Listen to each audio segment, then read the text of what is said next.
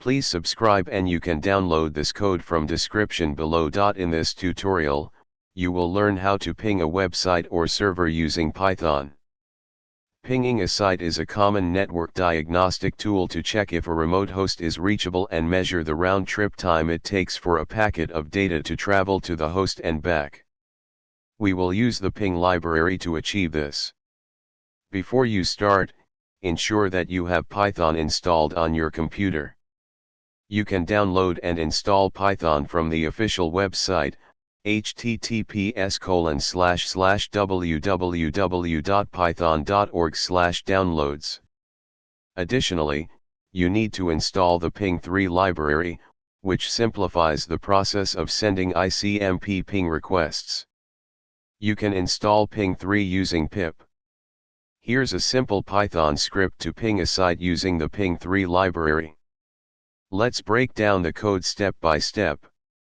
We import the ping3 library, which provides the ping class for sending icmp ping requests. We define a function ping_website that takes a single argument, host, which is the URL or IP address of the website or server we want to ping. Inside the ping_website function, in the if__name__=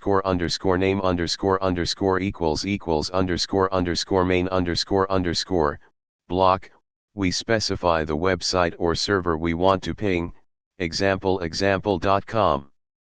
You can replace it with the site you want to test. Save the script with a .py extension, for example, ping_website.py. Open a terminal or command prompt, navigate to the directory where you saved the script, and run it using the following command. Replace example.com with the URL or IP address of the site you want to ping. The script will ping the specified site and display whether it is reachable and the response time. That's it.